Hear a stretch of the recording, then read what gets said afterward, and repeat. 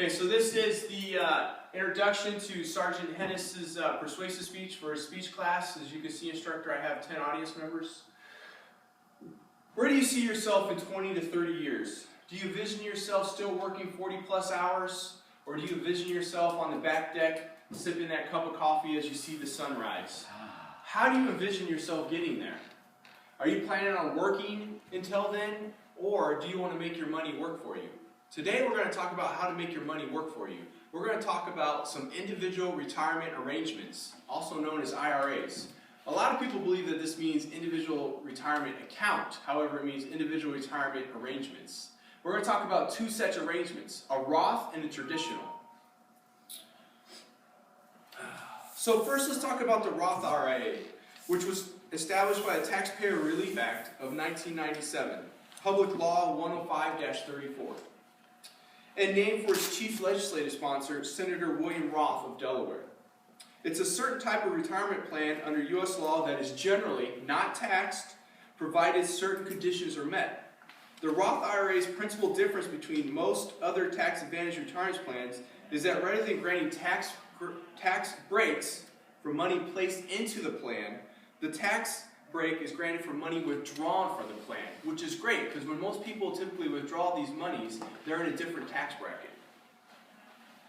Money that is directly contributed to the Roth may be withdrawn tax and penalty free at any time, which is a great advantage.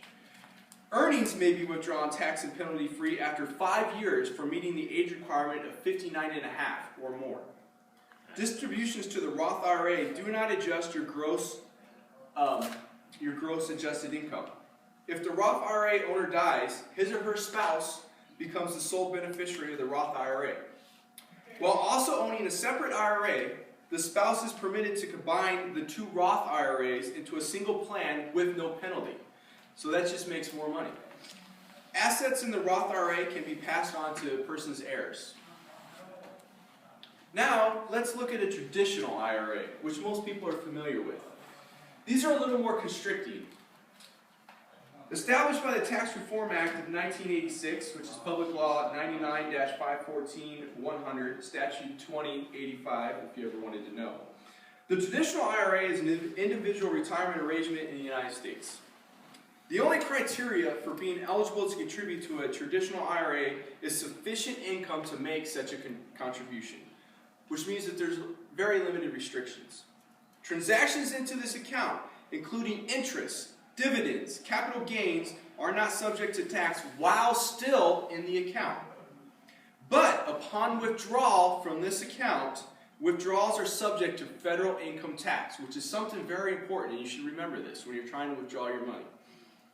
An IRA protects wealth from creditors, but it also cannot be used as collateral in borrowing money. All withdrawals from a traditional IRA are included in your gross income and are subject to federal income tax, so you'll have to report this on your income tax. Because taxes and maybe penalties must be paid before cash in your account can be withdrawn and used, this account is hard to use for emergencies, which is something that you want to keep in mind. If you need some emergency money, a traditional IRA is not something that you want to keep on hand.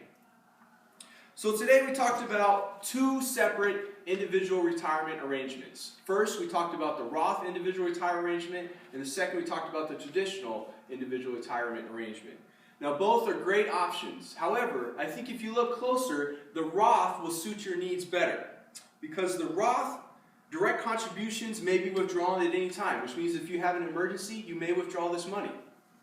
Earnings may be withdrawn penalty-free 5 years after reaching the age of 59 and a half.